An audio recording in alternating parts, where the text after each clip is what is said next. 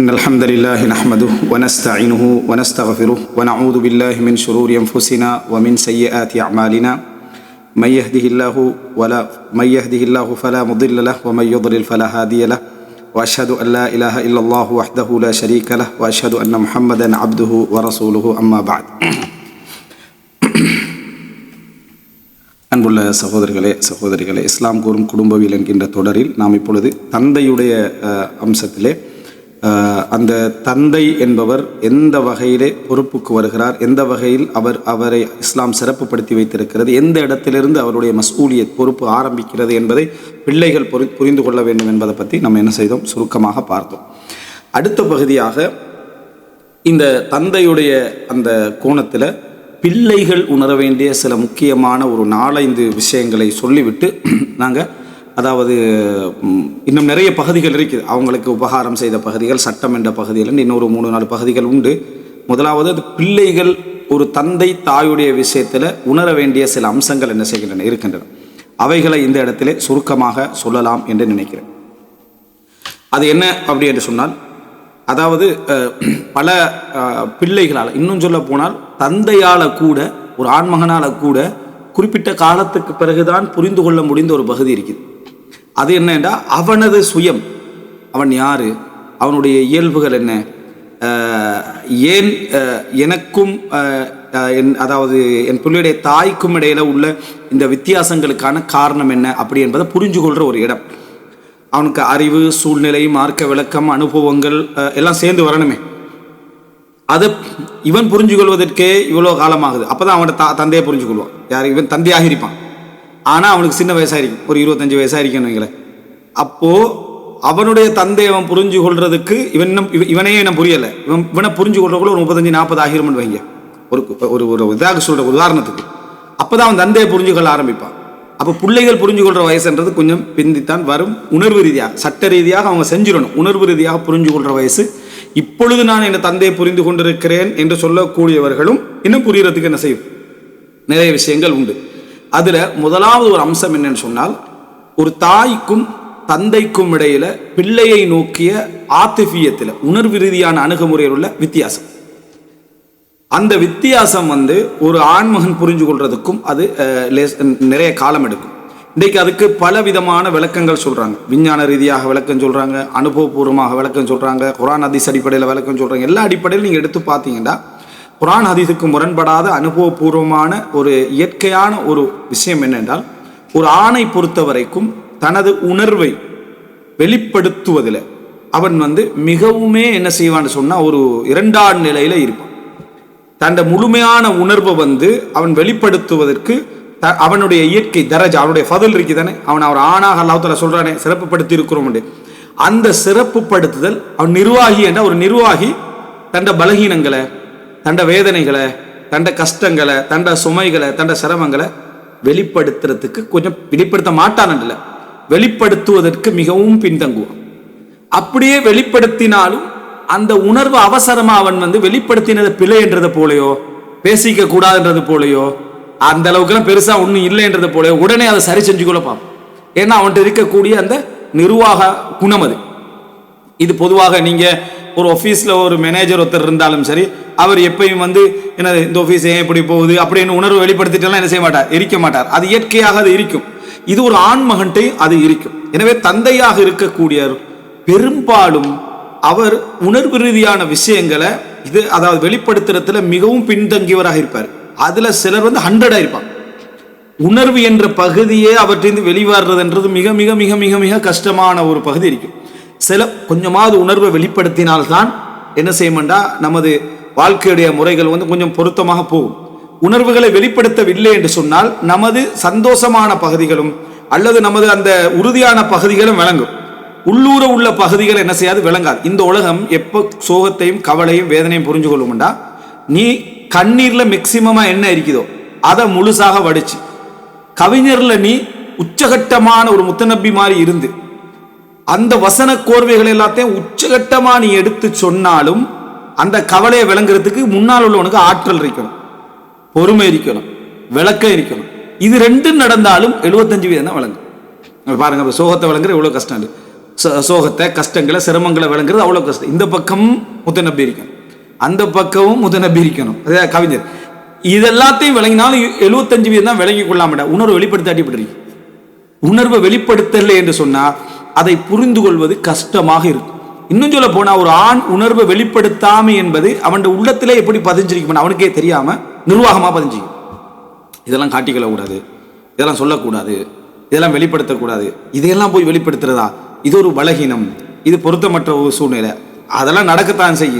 இதை பார்த்தா என் புள்ள பலகீனம் அடைவா, என் மனைவி பலகீனம் அடைவா, என் குடும்பம் பலகீனம் அடையும், அப்படி நினைக்க கூடாது என்றே அந்த மனசுக்குள்ள என்ன செய்வான், அதை போட்டுக்கொண்டேதான் அவனது பயணங்கள் என்ன செய்யும், போய்கொண்டே இருக்கும். உணர்வை வெளிப்படுத்துறதுல பெண் வேகமா இருப்பான். எந்த அளவு வேகமா இருப்பான்னு சொன்னா அவள் சொல்ற வார்த்தைக்கு அந்த அர்த்தமே இருக்காது. அந்த அர்த்தம் இல்லாதத ஆண் விளங்கி கொள்ற அளவுக்கு உணர்வுல வேகமா இருப்பாள். உண்மையில அந்த அர்த்தத்துல சொல்லி இருக்க மாட்டான். உதாரணமா, உங்கள்கிட்ட என்னத்தை தான் நான் கண்டேன், என்ன ஹைரத்தான் இதுவரைக்கும் கண்டிக்கிறேன் ஒரு பெண் சொன்னான்னு வைங்களே, அந்த வசனத்துக்கு நம்ம விளங்குற அர்த்தம் அதுக்கு இல்லவே இல்லை. ஒரு பெண் நீ என் வாழ்க்கையில் எதையும் செலவழிக்கவில்லை, நீ எனக்கு எந்த பொறுப்பையும் எடுக்கல, உன்னால நான் எந்த நலவையும் காணவில்லை என்றதுக்காக ஒரு பெண் சொல்லலை. கிடைச்ச வசனம் அதுதான். வேகமா அந்த வசனத்தை சொல்லிடுவா, அல்லாஹில் கைரு முராத். என்ன வெளிப்படையாக விளங்கும் அர்த்தம் கைரு முராத், அது அல்ல அவங்களோட நோக்கம். அதனால இந்த ஆண்கள் விளங்காம என்ன செய்வாங்கன்னா, எந்த ஹைரும் காணலே நீ சொல்றாயே, ஹைர் லிஸ்ட் போடுறது, காமூசுல் ஹைராத், விளங்கிட்டா என்ன நலவுகளுடைய பட்டியல் அப்படின்னு அதை போட ஆரம்பிப்பாங்க. பெண் கைரு முராத் நான் சொல்றேனே, அந்த வசனத்துக்கு அவட்ட அந்த அர்த்தம் இல்லையே, அதெல்லாம் நீங்க சொல்ற டைம்ல இதெல்லாம் நான் எங்க மறுத்தேன்னு கேட்டுருவான். இதெல்லாம் நான் மறுக்கவே இல்லை. நீ ஃபர்ஸ்ட்டுக்கு என்ன வசனம் சொன்னாய், அதுக்கு அந்த அர்த்தம் இல்லை, சொன்னதுக்கு அந்த அர்த்தம் இல்லை. உணர்வை வேகமாக வெளிப்படுத்துகிற நேரத்தில் அவங்க செலக்ட் பண்ற வார்த்தைகள் சரியா, லொஜிக்கலா, இதெல்லாம் உள்ளடங்கும், இதெல்லாம் உள்ளடங்காது என்ற அடிப்படையில் அவங்க வார்த்தைகளை வெளிப்படுத்த மாட்டாங்க. இது ஒரு ஆம்பளை புரிஞ்சு கொண்டாண்டா வசனத்துக்கு வசனம் பார்த்து, சொல்லுக்கு சொல் பார்த்து பதில் சொல்லிட்டே படாது. ஏன்னா அந்த அர்த்தம் அவங்களும் வைக்கல, நீ பதில் சொன்னா வேஸ்ட் தான். நீ பதில் சொன்னா வேஸ்ட். இது எந்த விஷயங்களாக இருந்தாலும் சரி, இது எந்த விஷயமாக இருந்தாலும் சரி, இதை நீங்க புரிஞ்சுக்கின்ற உணர்வுள்ள பெண்கள் உணர்வை வெளிப்படுத்துறதுல மிக வேகமாக இருப்பார். ஆண் உணர்வை வெளிப்படுத்துறதுல மிக தாமதமானவனா இருப்பான். இதுல பல நேரங்கள்ல அவன் பல சுமைகள், பல கஷ்டங்கள், பல வேதனைகளை அவன் சுமந்தவனா இருந்தாலும் கூட அவனை அவசரமாக சிரிக்க வைக்க முடியும், அவசரமா அதை கண்டுகொள்ளாத எடுத்து கொண்டு போக முடியும். அதெல்லாம் ஒண்ணுமே இல்லை என்ற உணர்வுக்கு ஆணை கொண்டு போக முடியும். ஆணுடைய இயல்புடைய தன்மை. ஒரு பெண்ணை பொறுத்த வரைக்கும் அதிலிருந்து வெளியே வருவதற்கு அவளுக்கு டைம் வேணும். ஒரு உணர்வு வேதனை வந்துட்டா டைம் எடுப்ப. நீங்க என்ன செஞ்சிருவீங்கன்னா நிறைய சமாதானங்கள் எல்லாம் படுத்திருவீங்க. இன்ஷால்லா இது கணவன் மனை புரிந்து உணர்வுல வர வேண்டிய ஒரு பகுதி, சரியா? நீங்க நிறைய சமாதானம் எல்லாம் படுத்திருவீங்க. நிறைய சமாதானம் படுத்தியும் சமாதானமாக இல்லையே, கொஞ்சம் அடமன் டைப் இருக்குது, இறங்காத டைப், அப்படியெல்லாம் இல்லை. அந்த உணர்வு அவங்கள்ட்ட ஆழமானது, பலமானது. அதிலிருந்து அவங்களுக்கு வெளியே வருவதற்கு நேரம் ஏற்படும். நீங்க போற டைம்ல யூட்டர்ன் எடுத்துருவீங்க. நீங்க போற வேகத்துல சீரியஸா பேசிட்டு சிரிப்பு லிஸ்ட்டுக்கு என்ன செஞ்சிருவீங்க, பேத்துருவீங்க. ஏன்னா ஆணுடைய இது லேசி. ஆண் நிர்வாக உணர்வுல இருப்பான். ஆண் நிர்வாக உணர்வுல என்ன செய்வான், இருப்பான். அதனால அவனுக்கு சுமைகள் 1000 இருந்தாலும் ஒரு நேரம் வெளிப்படும். வெளிப்பட்ட நேரத்திலேயே வேகமா அவன் யூட்டர்ன் எடுக்கிறதால இவனுக்கு சோகம் இருக்குதானா, உண்மையிலே இவன் கவலைப்படுறானா, இவனுக்கு இவ்வளவு பகுதிகள் இருக்கிறானா என்றது இல்லாதனால ரப்பு தான் பொறுப்படுத்தி பேச வேண்டி. ரப்பு என்ன ஆணுடைய விஷயத்துல பொறுப்படுத்தி பேச வேண்டிய ஒரு நிலைமையை நம்ம பார்க்கிறோம். அதனாலதான் ரசூலுல்லாஹி ஸல்லல்லாஹு அலைஹி வஸல்லம் அவர்கிட்ட ஒரு மகன் சொல்றார், அல்லாஹ்வின் தூதரே, என்னுடைய தந்தை அதாவது யுரீது ஐயஜ்தாஹமாலி, ஏண்ட பணத்துல அவர் நினைச்ச மாதிரி முழுசா எடுத்துக்கல என்ன செய்யறாரு, விரும்புறாரு. அப்படி என்னன்னே ரசூலுல்லாஹ் சொல்றாங்க, என்னது, அன்த வமாலுக லி அபீக், நீயும் உனது சொத்துக்களும் உன் தந்தைக்குரியது தான் அப்படி என்றார். இதனுடைய சட்ட பகுதி ஒன்று இருக்கு, அதுக்கு நாங்கள் வருவோம். இதுல நம்ம என்ன தெரிஞ்சு கொள்றோம்டா, ரசூல் ஸல்லல்லாஹு அலைஹி வஸல்லம் அந்த முறைப்பட்ட உடனே ரசூல் ஸல்லல்லாஹு அலைஹி வஸல்லம் தந்தையுடைய உணர்வு ரீதியான பகுதியை தான் இங்க என்ன செய்யறாங்க, பேசுறாங்க. ஒரு தந்தையுடைய விஷயத்துல நீ இப்படி முறைப்படுற அளவுக்கு தந்தை என்ன செய்யக்கூடாது, நீ வைத்துக் கொள்ளக்கூடாது, நீயும் உன் சொத்தும் உன் தந்தைக்குத்தான் என்று சொல்லி ரசூல் ஸல்லல்லாஹு அலைஹி வஸல்லம் சொல்றாங்க. அப்ப இந்த வார்த்தை அல் வாலிது அவ்ஸத்து அப்வாபில் ஜன்னah, தந்தை சொர்க்கத்தின் நடுவாயில் என்று ரசூலுல்லாஹி ஸல்லல்லாஹு அலைஹி வஸல்லம் செய்றாங்க, சொல்லி காட்டுறாங்க. ஹசனான தரத்தில் வரக்கூடிய செய்தி. இந்த செய்திகள் எல்லாம் தந்தைக்கு ரசூல் ஸல்லல்லாஹு அலைஹி வஸல்லம் உணர்வு ரீதியாக கொடுத்த அந்த முக்கியத்துவத்தை நம்ம என்ன செய்யறோம், புரிந்து கொள்கிறோம். இந்த அடிப்படையில் பார்த்தீங்கன்னா ஒரு தந்தை, ஒரு மகன் தந்தையை புரிந்து கொள்வதற்கு லேட் ஆகுவதற்கு இதுதான் காரணம். தாயை அவன் மிச்ச சின்ன வயசுலேருந்தே புரிஞ்சு கொள்றோம். ஏனென்றா தாயுடைய கண்ணீரை அவன் பார்த்துக்கிட்டே இருப்பான். தாயுடைய வேதனைய அன்பை எல்லாம் பார்த்துக்கிட்டே இருப்பான். ஏண்டா நான் சொன்ன மாதிரி ஏற்கனவே இவ்வளவு படிமுறைகளை தாண்டி அவன் வளர்றான். அந்த இடத்துல நான் வாப்பாவை அவன் எப்படி பார்ப்பான்டா, ஒன்ஸ் அ வீக் அல்லது ஒரு நைட்டுக்கு அல்லது மாசத்துக்கு ஒரு முறை அல்லது ஒரு வருஷத்துக்கு ஒரு முறை, சில நேரத்தில் சில வீட்டுகளில் வந்து அவர் விசிட்டர் மாதிரி தான் என்ன செய்வாரு, வந்துட்டு போவாரு, நான் என்ன செய்யறாய் அப்படி இப்படி ஒரு 2 வாரத்தை கேட்பாரு, பார்ப்பாரு, அதோட போயிடுவாரு. அதே போல வந்தாலும் பெரும்பாலும் சில தந்தைமார்களுக்கு விசாரணை லிஸ்ட் ஒன்று மனைவி வச்சிருப்பாங்க. அப்ப தாயா கொண்டு வந்து இது செஞ்சா அது செஞ்சா அதுக்கெல்லாம் அந்த தந்தை என்ன செய்வாரு, அடி தடி என்ன ஒரு இதெல்லாம் கொடுத்துட்டு அவர் வந்து போயிடுவாரு. அப்போ அவரை பொறுத்த வரைக்கும் ஒரு ஒரு இந்த வீட்டில் அந்த பிள்ளையுடைய சுதந்திரத்துக்கும் அந்த பிள்ளையுடைய அன்புக்கும் ஒரு ஒரு நெருடலான ஒரு நபர். தாய் அதை வெளிப்படுத்தாம இருக்க மாட்டா, வாப்பாக்கு அப்படி சொல்லாத, அவர் தான் நிறைய கஷ்டப்படுறாரு. வாப்பாவுடைய அன்பை பிள்ளைக்கு கொண்டு வந்து சேர்க்கறதுக்கு ஒரு மீடியேட்டர் தேவைப்படுது. யாரு? தாய். தாய் சொல்லித்தான் அதை விளங்கப்படுத்துறது. பிள்ளைக்கு இப்படி சில நேரத்தில் சில தாய்மார் அதை உணராம பிள்ளைக்கு இப்படி அடிக்கிறது, அவன் இவ்வளவு நாளைக்கு பிறகு நீங்க வந்து எதிர்பார்த்துட்டீங்களா, நீங்க இப்படி, ஆனா ஃபுல் லிஸ்டையும் கொடுத்தவன் அவன் தான், அந்த முறைப்பாடையும் கொடுத்திருப்பா, அதுக்காக இப்படியே அடிக்கிறேன்னு கேட்டிருப்பா. அதோட அந்த தந்தை என்ன செய்வாரு, மனைவியோட என்ன ஒரு எதிர்த்து பேசி பார்த்தா அந்த புள்ள உணர்றது நமக்கு மட்டும் எதிரியல்ல, நம்மளோட உமாவுக்கு இவர் என்ன எதிரியா இருக்கிறாரு, அங்க வீட்டுல உள்ள தம்பிட்டையும் கத்துறாரு, அங்க உமாட்டையும் கத்துறாரு. சோ இவர் வந்து ஒரு ஒரு ஒரு விதமான நபர் இவர் என்கின்ற உணர்வோடு அவன் புரியறதுக்கு கஷ்டம். தாயில உணர்வு 6 வயசுல புரிஞ்சு கொள்றான், 7 வயசுல புரிஞ்சு கொள்றான். வாப்பா செலவழிக்க வேண்டிய பொருளாதார சப்ஜெக்டை அவன் கேட்கிற இடமா தாய் தான் இருப்பான். அப்ப அவ தான் போன் பண்ணி சொல்லுவா அல்லது அவ தான் பேசுவா, என்ன மகனுக்கு இது வேணுமா, மகனுக்கு இது. அப்ப அவ என்ன நினைக்கிறான்டா, நீங்க நினைக்கிறா வாப்பா தானே உங்களுக்கு பணம் தரணும், விளங்கப்படுத்தாரு பிள்ளைக்கு, இவர் பாப்பா தானே உங்களுக்கு பணம் தரணும், அவர் தானே கஷ்டப்பட்டு உழைக்கிறாரு, சரி இவர் கேட்டா ஓன்னு சொல்லணும். உள்ள வந்து அது அந்த வயசுல விளங்கின ஓன்னு சொல்லிடும். சொல்லி முடிச்சுட்டு எல்லாம் முடிஞ்ச பிறகு தருவாரா தரமாட்டாரான்னு என்னது உம்மட்ட கேட்கல. அந்த பிள்ளைக்கு அந்த இடத்துல அதை விளங்கக்கூடிய இடத்துல இல்லை. ஒரு தந்தையாக இது வந்து அவன் அதை பெருசாக அந்த நேரத்தில் நினைக்க மாட்டான், அதை சுமந்துட்டு போவான். ஆனா அவனுக்கு ஒரு இடம் வரும், அந்த இடம் தான் அவனுடைய மனப்போராட்டங்களை அதிகப்படுத்தும். அதை என்ன சொல்லுவாங்கன்னு சொன்னா, ஒரு இளைஞன் 16, 17, 18, 19 இந்த மாதிரியான வயசுகளை தாண்டிட்டு இருக்கிற டைம்ல அவனுக்கு பொருளாதாரத்தை பற்றிய சரியான தெளிவு இருக்காது. நிறைய தர்மம் செய்வான், நிறைய செலவழிப்பான், இன்னும் சொல்ல போனா ஊதாரித்தனமெல்லாம் அவன்கிட்ட என்ன செய்யும் இருக்கும். ஆனா அவனோட வயசு வளர வளர அவனுக்கு தெரியாம அவன் நினைப்பான் பொறுப்பு வளருதல். பொறுப்பு வளர்வதும் உண்மை, புரிதல் வளர்வதும் உண்மை. செலவழிப்பதில் அவனுக்கு ஒரு கட்டுப்பாடு கொஞ்சம் கொஞ்சமாக, அவனுடைய இயல்பான குணங்கள் இருந்து அது வேற, பொதுவான முறையை சொல்றேன், அப்படி கொஞ்சம் கொஞ்சமா வர ஆரம்பிக்கும். இவர் முந்தி மாதிரி இல்லை அப்படின்னு என்ன செய்வாங்க சொல்லுவாங்க. சிலருடைய குணப்பயணத்தையும் மட்டும்தான் பார்த்துட்டு இருப்பாங்க, அவனோட சேர்ந்து எதெல்லாம் சேருதுன்றதை பார்க்கவே மாட்டாங்க. இவர் முந்தி மாதிரி இல்லை அப்படின்றான். முந்தி மாதிரி இல்லை, அதை அவர் வளர்ந்திக்கிறாரு, வயசு கூடிக்குது, பொறுப்பு கூடி இருக்குது, கீழுள்ள என்னது சுமைகள் கூடி இருக்கு. அப்போ அவர் ஆரம்ப மாதிரி இருக்க மாட்டான்னு பார்க்க மாட்டாங்க, குணம் மாறுது, அதை மட்டும்தான். குணம் ஏன் மாறுது, அதுக்குரிய நிர்பந்தங்கள் அதை பார்க்கவே மாட்டாங்க. எனவே ஒரு ஆண் வந்து இந்த இடத்துல எல்லாம் ஒரு விசாரிக்கப்படக்கூடியவனாகவும் பதில் அவன் தான் சொல்லணும், அவனுக்கே அவனை பத்தி தெரியாதவனாக தான் அவனோட பயணம் இருக்கும். தாயை பொறுத்த வரைக்கும் உணர்வை அவசரமா வெளிப்படுத்துவான். அப்போ உணர்வு அவசரமா வெளிப்படுத்துற அந்த புள்ளை வந்து அப்படியே ஒரு வயதான ஒரு தந்தை சொல்றாரு, வேதனையை பதிவு செஞ்சுக்கிறார். நான் என் சேர்ல வீல் சேர்ல உட்கார்ந்துட்டு இருக்கிறேன், எனது பிள்ளைகள் வீட்டுக்குள்ள வராங்க, என்னை தாண்டித்தான் போறாங்க, பேர பிள்ளைகள் வருது, என்னை தாண்டித்தான் போறாங்க, நேர உம்மாட்ட போறாங்க, உம்மம்மாட்ட போறாங்க, பாப்மாட்ட போறாங்க, பேசுறாங்க, சிரிக்கிறாங்க, தேவையை கேட்கிறாங்க, என்னை தாண்டி என்ன செய்யறாங்க போறாங்க. ஒரு தந்தையாக அது வந்து பெரிய உணர்வுகள் பாதிக்காதான். ஆனா ஒரு இயலாத ஒரு கட்டத்தில் இருக்கக்கூடியவர் வந்து 2-3 தடவை, 1 மாதம் 2 மாதம் பார்க்கிறோம், நான் இந்த வீட்டுல நான் ஒரு சுமை என்று ஒரு பெண்ணை விட ஆண் வேதனைப்படுவான். தான் சுமை என்று ஆகிற நேரத்துல தான் பொறுப்பாளன் தானே, அவன் நிர்வாகி தானே, இப்ப நான் நிர்வகிக்கப்பட்டு கொண்டிருக்கிறேன் இடத்து வரக்கூட வேதனைப்படுவான். அப்ப எனவே அவன் முழுமையாக உணர்ற வயது எதுன்னு சொன்னா, அவனால நிர்வாகம் செய்ய முடியாத வயது வார நேரத்தில், அவனால் அந்த பொறுப்புகளை சுமக்க முடியாத ஒரு வயது வார நேரத்தில் அவன் முழுமையாக இந்த தனிமையையும் இந்த எம்டினஸையும் அவன் வெறுமையும் அவன் உணர ஆரம்பிப்பான். ஸோ ஆரம்ப கட்டமாக பிள்ளைகளுடைய கடமைகள்ல உண்டு, அதுவும் ஆண்மகனா இருந்தால் அவன் சிறப்பாகவே புரிஞ்சுக்கணும். என்ன அப்படின்னா தந்தை அப்படின்ற ஒரு பகுதியில் இதுல ஒரு அற்புதமான ஒரு அல்லாஹ் ரப்பல் ஆலமீன் ஒரு எதிர்மறை இணைப்பை வச்சுக்கிறான். தந்தையை சிறப்பா புரிஞ்சு கொள்ற இடத்துக்கு பெரும்பாலும் பொம்பளை பிள்ளைகள் என்ன செஞ்சிருது வந்துருது. இது ஒரு அற்புதமான ஒரு இணைப்பு. என்னன்னா ஒரு தந்தையுடைய சிரமத்தை, ஒரு தந்தையுடைய கஷ்டங்களை வேகமாக புரிஞ்சு கொள்வது பெரும்பாலும் பெண்கள் வந்து அவசரமாக உருகக்கூடிய நிலைமை இருக்கிறதால, மன உணர்ச்சிகள் அவங்களுக்கு அதிகமாக இருக்கிறதால அவங்களுக்கு அவசரமா அது வந்துருது. அல்லாஹ் தஆலா அந்த ஆணுக்கு இவன் பொறுமைகளை சுமக்கணும், நிறைய கஷ்டங்களை சுமக்கணும் என்பதனால அதை அவனுக்கு லேட்டா வரும். தந்தையை புரிஞ்சு கொள்றதுல கொஞ்சம் லேட்டா மகன் வருவான்.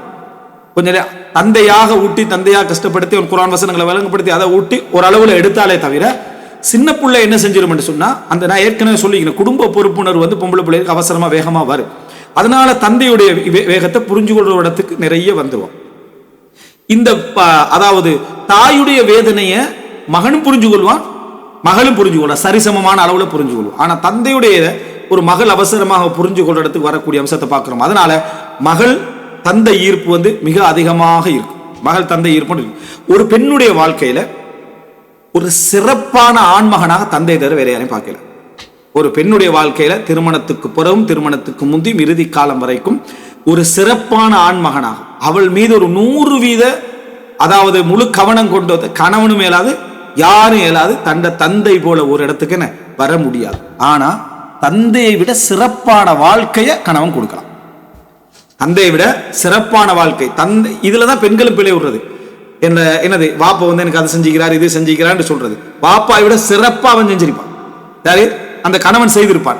என்ன அந்த பெண் மனசால நினைக்கலாம்டா, தந்தையிட பாசத்தை கணவனுக்கு ஒரு நாள் என்ன செய்ய முடியாது, காட்ட முடியாது. ஆனா தந்தையை விட சிறப்பான லைஃப் என்ன செய்யலாம், தரலாம், செலவழிக்கலாம், பொறுப்புகள் அவனை எங்கேயோ வசதியா வைக்கலாம், தந்தை காட்டாத என்னது இடங்களுக்கெல்லாம் அழைத்து செல்லலாம்.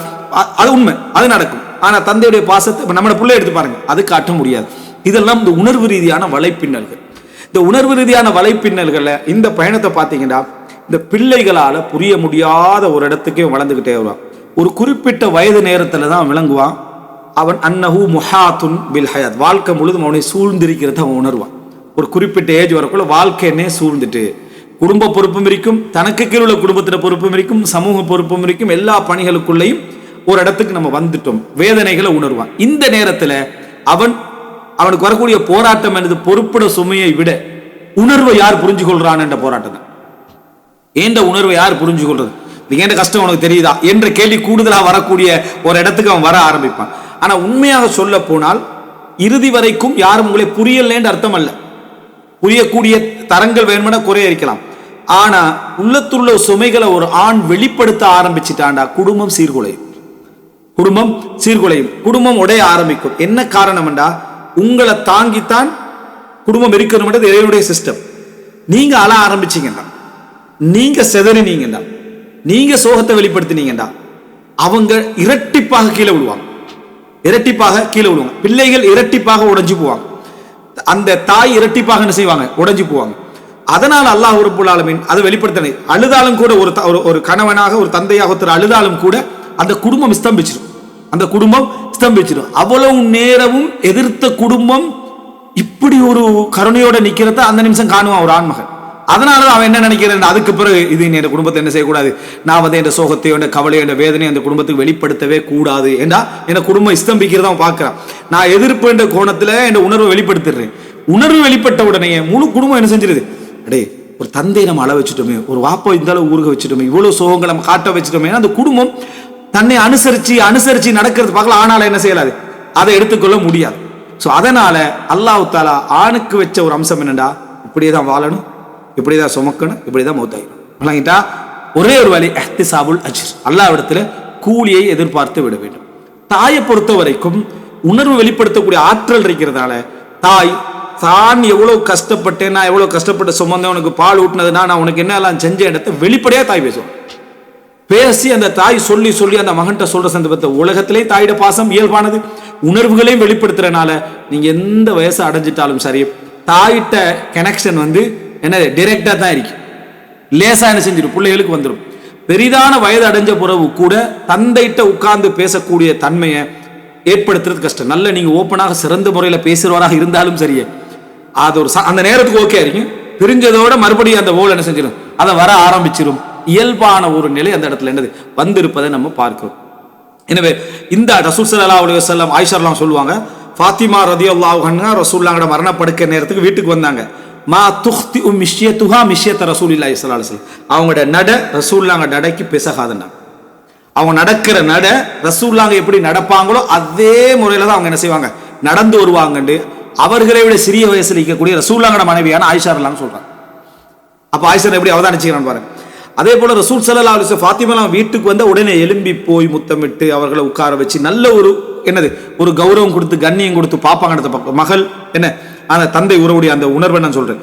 இப்போ இந்த அடிப்படையில் நீங்க பாத்தீங்கன்னு சொன்னால் முதலாவது ஒரு தந்தையுடைய விஷயத்துல மகன்மார் புரிந்து கொள்ள வேண்டிய மிக முக்கியமான அம்சம், என் தந்தை பல வழிகளை, பல வேதனைகளை, பல காயங்களை, பல சுமைகளை, ஆறுதல் கொடுக்க வேண்டிய, ஒத்தடம் கொடுக்க வேண்டிய பல விஷயங்களை சுமந்து கொண்டுதான் எங்களோட சிரிக்கிறாரு, எங்களோட பேசுறாரு. சில பொழுது அந்த சுமைகளுடைய ஆழங்களையும் அகலங்களையும் அந்த தந்தை கூட உணராமல் இருப்பார். ஆனா அந்த வடுவை யாராவது டச் பண்ணினா, அந்த வடுவை யாராவது டச் பண்ண, உதாரணமா ஒருத்தருக்கு உங்களைய பார்த்தா நீங்க எந்த கஷ்டமும் பட்ட மாதிரி விளங்கலை, நீ என்ன கஷ்டப்பட்டுக்கிறீங்கன்றதுக்கு அடையாளம் இல்லை என்று சொல்ற நேரத்தில் ஒரு அதான் வடுவை டச் பண்றது. எந்த ஒரு ஆண் மகனா இருந்தாலும் அந்த இடம் அவனுக்கு என்ன செய்யும், வலிக்கும். ஆனா காட்டிக்கொள்ள மாட்டான். ஏன்னா காட்டி ஒரு பிரயோஜனம் என்னது இல்லை. மிக புரிந்து கொள்ளக்கூடிய தகுதியில யார் இருக்கணும், மனைவி, பிள்ளைகள். அவங்க புரிவதற்கும் என்ன செய்யும், லேட் ஆகும். அவனை புரிவதற்கும் என்ன செய்யும், லேட்டாக அமையும் என்பதனால். ஆனா ஒரு மகனுடைய வழியை தந்தையாக மிகச்சிறப்பாக புரிஞ்சு கொள்ற ஒரு தந்தையாக இருப்பார். என் மகன் என்ன பாடுபடுறான், என் மகன் எப்படி துடிக்கிறான், என் மகன் எப்படி இருக்கிறான் பாடுபடும். இதனாலதான் பல தந்தைகள் பிழைவிட ஆரம்பிப்பாங்க. என்னடா மகனை இருக்குவாங்க, மகனை கொண்டு போய் இருக்க, நீ இது செய்யக்கூடாது, அது செய்யக்கூடாது, அங்க போகக்கூடாது, இங்க வரக்கூடாது, இந்த உழைக்க கூட, இப்படி செலவழிக்க கூடாது, மிச்ச டைட்டா வச்சுட்டு. ஏன்னா நாம் பட்ட கஷ்டத்துக்குள்ள இவன் என்ன செய்யக்கூடாது, போகக்கூடாது என்றது அவங்களுக்கு பாசத்தை மீறி ஒரு இறுக்கத்தை கொண்டு வரும். அவங்களே தெரியும், இவன் இவனை அழிச்சுக்கிறான், இவன் என்ன பாசத்தை உணர்றான் இல்லைனா என்ன சொல்ல வரான்னு உணர்றான் இல்லைன்னு சொல்லி ஒரு பெரிய ஒரு கெப் அவரே உண்டாக்கி கொள்வார்.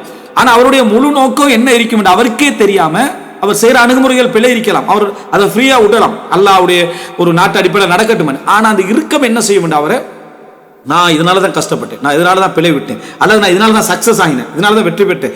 என் மகன் இப்படி விட்டு போனாண்டா அவன் இயல்புக்கு அவன் என்ன செஞ்சிருவான், அங்க போயிடுவான், அங்கே எல்லாத்தையும் இழந்துருவான். கடைசியில் இவன் வேதனையை யார் பார்க்கிறது, இவனுடைய கஷ்டங்களை யார் பார்க்கிறது, இவனுடைய சுமைகளை யார் பார்க்கிறது, நான் தானே இவனை உணரணும் என்று. அப்ப தந்தைக்கும் மகனுக்கும் ஒரு விதமான மொழி இருக்கும். அந்த மொழியை மகன் புரியறதுக்குள்ள வாப்ப மௌத்தாயிருவார், அதை புரியறதுக்குள்ள வாப்ப மௌத்த. ஆனா வாப்ப மகண்ட ஒரு வீட்டுக்குள்ள வந்து ஒரு வெளியே போறான்டா, வாப்பக்கு இந்த டைம்ல என்ன பாடுபடுறான்னு லைட்டா தெரியும்.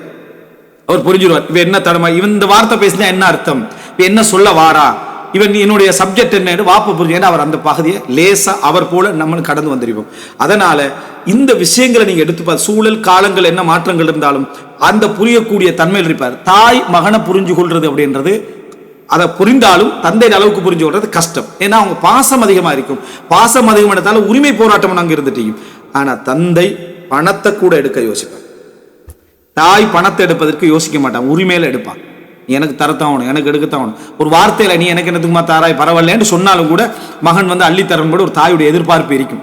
அதுல அவங்க பிழை இல்லை அந்த உணர்வு. ஆனா தந்தை இல்ல நீ அதை வச்சுக்கணும், அது தேவையில்லை. முதலாவது கௌரவம், அவருடைய நிர்வாக உணர்வால் அதை வானாண்டுவார்.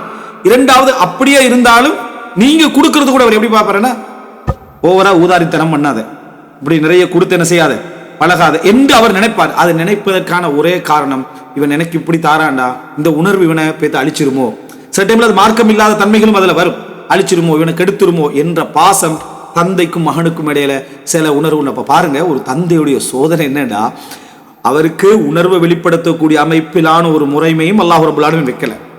வெளிப்படுத்தினா அவசரமா அவர் என்ன செஞ்சிருவார், அதை சரிப்படுத்தி அதை ஒரு வேற நிலைமைக்கு மாத்திடுவாரு. மகண்ட உணர்வை நல்லா புரிஞ்சு கொண்டிருந்தாலும் அந்த மகன் நம்மளே மாதிரி பாதிக்கப்படக்கூடாது என்பதற்காக அவர் காட்டக்கூடிய அடுத்த அணுகுமுறை மகனையும் அவரையும் என்ன செஞ்சிரு, சில பொழுது தூரமாக்கக்கூடிய ஒரு நிலைமை என்ன செஞ்சிடும், அது உண்டாக்கிவிடும். இதனால அதாவது இந்த மாதிரியான ஒரு உணர்வோடு, அதாவது என்ன சொல்லுவாங்களே, என்னது கருணையால் ஆன கல் அப்படின்னு சொல்லுவாங்க. கருணை ஆனா அதால் ஆன கல் எப்படி இருக்கும், இந்த மாதிரியான ஒரு அம்சத்தை அது அந்த இடத்துல கொண்டு வந்துவிடும். இந்த ஒரு நிலை முதலாவதாக பிள்ளைகள் தன் தந்தை விஷயத்துல புரிந்து கொள்ள வேண்டிய ஒரு, இது ஒரு எவ்வளவு ஆழமா எனக்கு விளங்கப்படுத்த தெரியாது, ஆனால் அவ்வளவுக்கு புரிந்து கொள்ள வேண்டிய ஒரு விஷயம். தந்தைக்கு அதுக்கு மொழி கிடையாது. அதை தாய் பங்கெடுத்தால் மிகவும் சிறப்பு. அதில் பல தாய்மார்கள் தங்களுடைய கணவன் என்பதனால அந்த பாதிப்பையும் சேர்த்து தான் என்ன செஞ்சிடறாங்க, பிள்ளைகிட்ட கொண்டு போய் சேர்த்துடுறாங்க. அவர் தந்தையாக பிள்ளைகிட்ட கொண்டு போய் சேர்க்க வேண்டியதை சேர்க்கிறாங்க, அவன் மனைவி தானே, அதனால பாதிப்பையும் சேர்த்து கொண்டு போய் என்ன செஞ்சிடறாங்க, பிள்ளைகிட்ட சேர்த்துடுறாங்க. எனவே பிள்ளை ஒரு சிறந்த கணவனாக என்ற தந்தை என்ன இல்லை, அல்லது சிறந்த கணவன் நிறைய தவறுகள் என்ன செஞ்சுக்கிறாரு, வெட்டிக்கிறாரு நம்மட தந்தை தாய்க்கு எந்தத்தோட சேர்த்து ஒரு தந்தையான முன்மாதிரி என்று போற டைம்ல ஒரு பாதிக்கப்பட்ட ஒரு வடிவம் தான் கொண்டு போய் சேர்க்குது. ஏன்னா சரியான வடிவம் சேர்க்கப்படலை. அதனால தந்தை பொதுவா ஒரு மகனை கேட்டா, நீங்க வாப்பா என்ன கஷ்டம் நீங்க அதிகமா பட்டிக்கிறீங்கன்னு கேட்டாலும் நிறைய கஷ்டங்களை மகன்கிட்ட சொல்றதுக்கு வாப்ப நிறைய யோசிப்பார். இவன் கவலைப்படக்கூடாது, விரக்தி அடைஞ்சிடக்கூடாது, ஆழமானதை சொல்லிடக்கூடாது. அப்படியே ஆழமானதை சொல்ல போனாலும் அவருடைய நேரங்களும் சூழ்நிலைகளும் அவருடைய மனநிலையும் ஒத்தரம் கொடுக்காது. அதனால ஒரு ஆண்மகனாக தந்தையாக இருக்கக்கூடிய ஒரு முதலா புரிஞ்சு கொள்ளணும், ஃபஸ்பிர் சபரன் ஜமீலா, அழகான பொறுமையாக பொறுத்து விட வேண்டும். அல்லாஹு தாலா எங்களை நிர்வாகத்துக்காக படைத்திருக்கிறான். அந்த நிர்வாகத்தினூடாக அல்லாஹு தாலா பல கூலிகளை தருகிறான். எமது முயற்சிகள் உழைப்புகளை எல்லாம் அல்லாஹ் சதகால என்ன செஞ்சுக்கிறான், அதை வைத்திருக்கிறான், தர்மமாக ஆக்கியிருக்கிறான். முழு குடும்ப வாழ்க்கையும் அல்லாஹு தாலா தர்மம் என்ற லிஸ்ட்ல எல்லாம் என்ன செஞ்சுக்கிறான், சேர்த்திருக்கிறான். ஒரு கணவன் மனைவி சேர்வதிலிருந்து தர்மத்தை அல்லாஹு தாலா என்ன செய்திருக்கிறான், வைத்திருக்கிறான். எனவே இஹ்திசாபுல் அஜ்ர், கூலியை தேட வேண்டும் என்ற பகுதிக்கு நம்ம போய்விட வேண்டும்.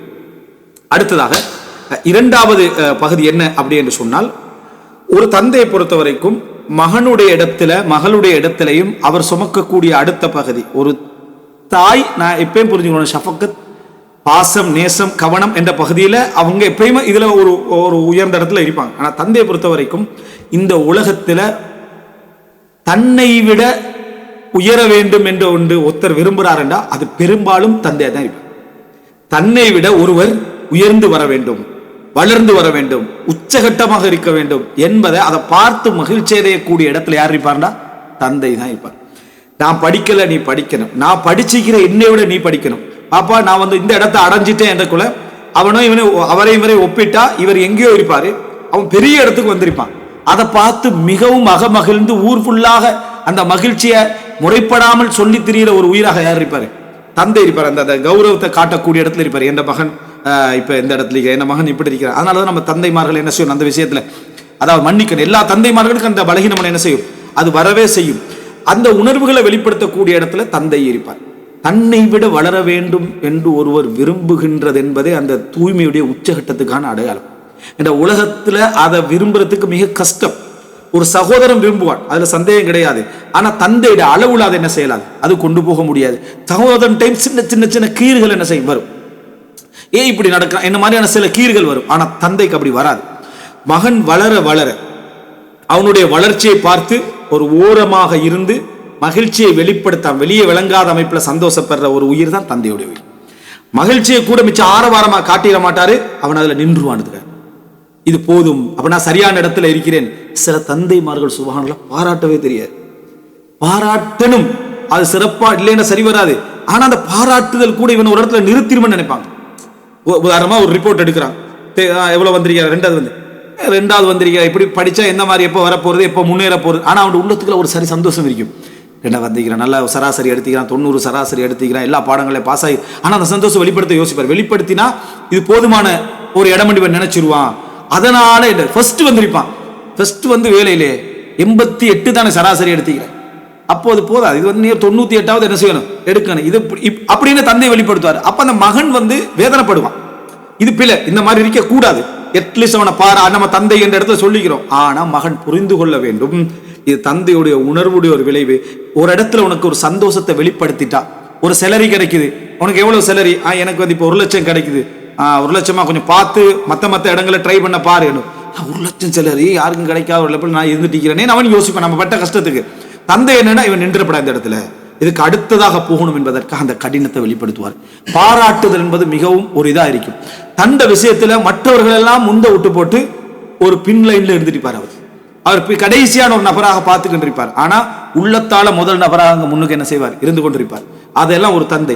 சில தந்தைமார்கள் இருக்கிறாங்க, அவங்க இயற்கையாகவே உணர்வு ரீதியாகவே அவசரமாக அழக்கூடியவர்களாக, அவசரமாக வெளிப்படுத்தக்கூடியவர்களாக, கோவித்துக் கொள்ளக்கூடிய தன்மையோட, என்னை மகன் இருந்து என்னை எடுக்கலையே என்ற தன்மையோடு உள்ளவங்க இருக்கிறாங்க, இல்லாம இல்லை. ஆனா அது குறைவு.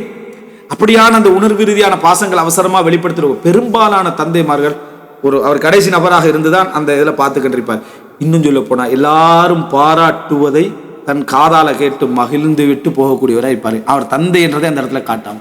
எனவே இந்த பகுதி, இந்த 2வது மகனுடைய துஹூர், அவனுடைய வளர்ச்சி, அவனுடைய இடம், அவனுடைய மரியாதை, அவைகள் எல்லாத்தையும் எந்த ஒரு இடத்துல கிடைச்சாலும் மிகவும் மகிழக்கூடிய ஒரு உள்ளமாக தந்தை இருப்பார் என்றதை நம்ம தெரிஞ்சுக்கிறோம். நம்ம இன்றைக்கு ஒரு இடத்துல இருந்து கொண்டிருக்கிறோமாண்டா, ஒரு கிமம், ஒரு சிகரத்துல நம்ம நிக்கிறோம்டா, அந்த தந்தையுடைய ஒரு ஒரு முயற்சி, அந்த எதிர்பார்ப்பு, அந்த பிரார்த்தனை, அந்த இந்த உலகத்திலேயே நீங்க அந்த இடத்துல நின்றுட்டிக்கிறத ஒருத்தர் தூரமா இருந்து ரசிக்கிற ஒரு ஆள் உங்களுக்கு வேணுமெண்டா அந்த தந்தையை போல வேற யாரும் இல்லை, அந்த தந்தை போல யாரும் இல்லை. ஆனா சில வெக்கங்கட்ட சில என்னது அறிவுகட்ட தன்மையுடைய அல்லது புத்தி இல்லாதவங்க வைஃபை பாராட்டுறேன்னு நினைச்சு, வைஃபை தூக்குறேன்னு நினைச்சு, வைஃபுக்கு மரியாதை செய்யணும், இறக்கம் காட்டணும், அதுக்கு நிறைய இடங்கள் இருக்கு.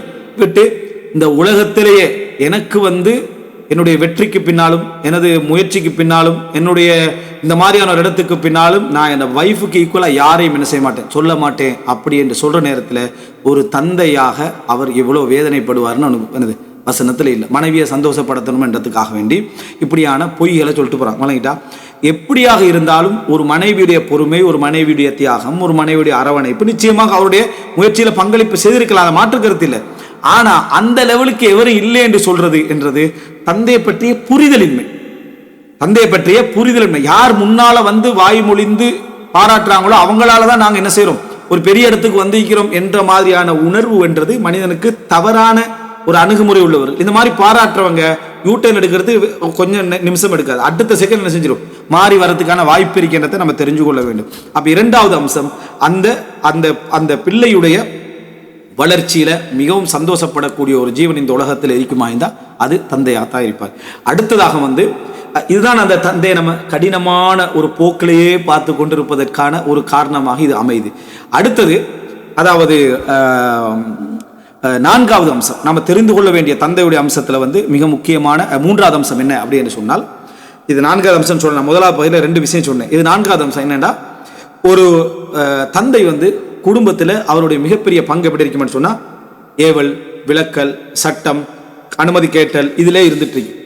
பிள்ளைகள் உணராத ஒரு பகுதியை தான். அப்படியே இருந்துட்டு போகிற டைமில் அவரோட சவுண்டு குறைய ஆரம்பிக்கும், அவருடைய அதிகாரம் குறைய ஆரம்பிக்கும். காரணம், அவருடைய உழைப்பு குறைய ஆரம்பிக்கும். வீட்டில் அடுத்தவர்கள் சம்பாதிக்க ஆரம்பிப்பார். இவர்தான் எல்லாருக்கும் இருந்த ஒரு நிலையிலிருந்து எல்லோரும் இவரை பார்க்க வேண்டிய ஒரு இடத்துக்கு அவர் கொஞ்சம் கொஞ்சம் கொஞ்சம் கொஞ்சமா ஒரு மூளைக்கு ஆயிட்டு வருவார்.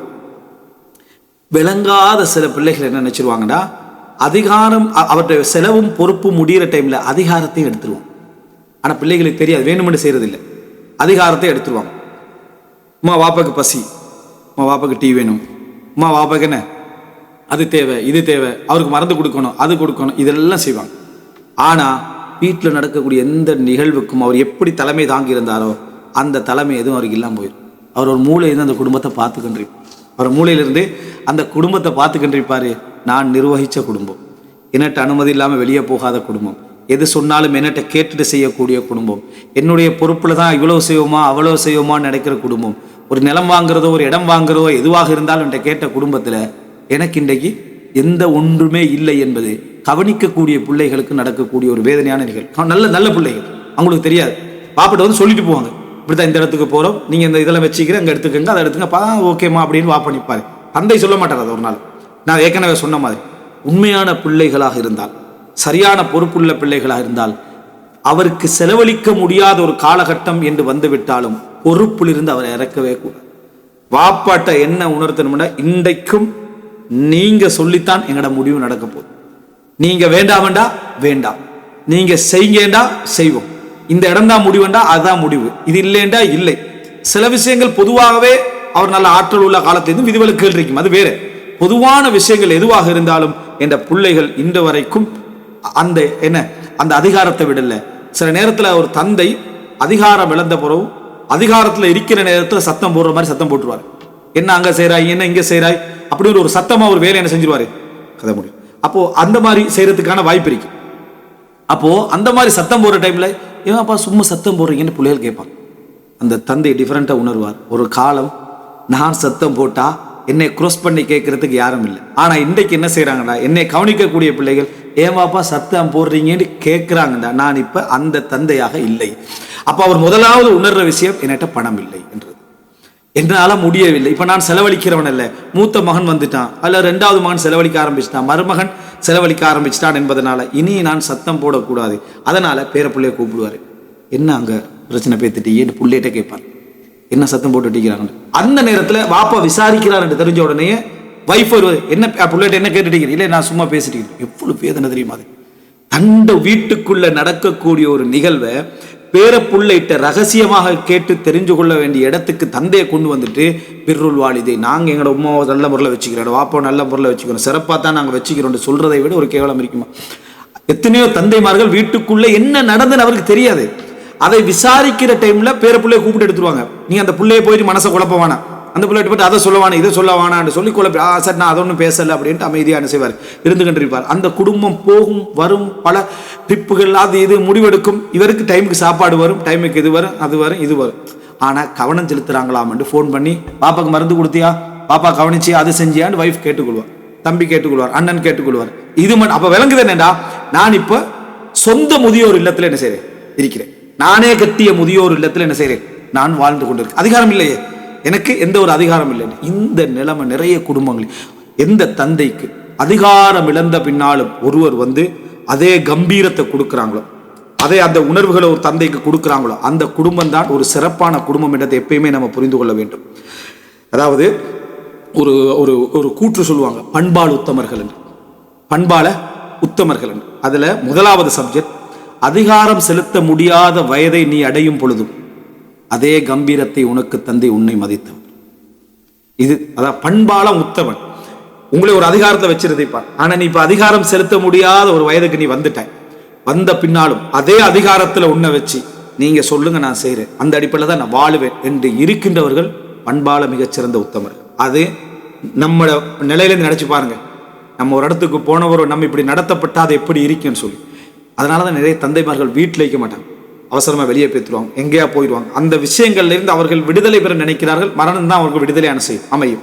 அடுத்தது, பெரும் போராட்டத்தில் நீ தோல்வியடையும் பொழுது உன் எதிரியாக இருந்தும் உனது வீழ்ச்சி கண்டு புழுவாய் துடித்தவன். ஒரு எதிரி, ரெண்டு பேரோட ஒரு போர் நடந்துட்டீங்க, யுத்தம் நடந்துட்டீங்க, பிரச்சனை நடந்துட்டீங்க, எதிரி வீழ்ந்துட்டான். ஆனா அவன் வீழ்ந்ததை நினைச்சு இந்த பக்கத்தில் இருக்கிறவன் துடிச்சு போறான். வீழ்த்தனை மட்டும்தான் யுத்தம் நடக்குது, ஆனாலும் அவனை வீழ்த்துவது அவனுக்கு ஒரு நிர்பந்தமா மாறினதுனால எதிரியின் வீழ்ச்சியிலும் வேதனைப்பட்டவன். எதிரியின் வீழ்ச்சியிலும் வேதனைப்பட்டவன். 1001வது முறை நீ உதவி கேட்ட போதும் முதல் முறை போல் உனக்கு உதவிய தயா. இந்த குணங்கள் உண்மையிலேயே பண்பால உத்தமர்கள்ட்ட வரக்கூடிய முக்கியமான பண்பாடுகள் இதெல்லாம். 4வது, உனது இயல்புகளை காயப்படுத்தாமல் அப்படியே ஏற்று அதற்கேற்றபடி இறுதி வரை உன்னை அனுசரித்தான். எங்களுக்கு ஒரு குணம் இருக்கும், எங்களுக்கு ஒரு இயல்பு இருக்கும், அதுல எந்த மாற்றமும் செய்யாம அப்படியே நம்மளை ஏற்றுக்கணும். நம்ம கோபப்படுற டைம்ல கோபப்பட விட்டு, நம்ம சிரிக்கிற டைம்ல சிரிக்க விட்டு, மார்க்கத்தை முறை இல்லாத வரைக்கும் அந்த மாதிரி நடந்த இவங்கெல்லாம் பண்பால உச்சகட்ட உத்தமர்கள் என்று நம்ம வரலாறுகளில் ஹிக்மத்துகள் என்ன செய்யறோமோ பார்க்கிறோம். எனவே அன்புள்ள சகோதரர்களை, இந்த முக்கியமான இடம், அதாவது ஒரு தந்தையோடு இருக்கக்கூடிய இடத்துல இந்த மிக பிரதானமான இடத்தை நம்ம புரிந்து கொள்ள வேண்டும்.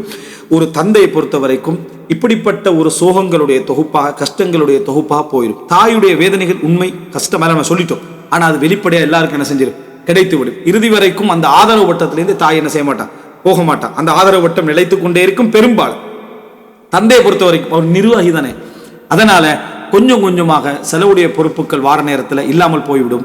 மனைவியின் வார்த்தைகள் கூட அந்த தந்தை இரக்கமான ஒரு மனைவியா இருந்தாலும் சரி, அந்த இடத்துல அவனை காயப்படுத்த ஆரம்பிக்கும்.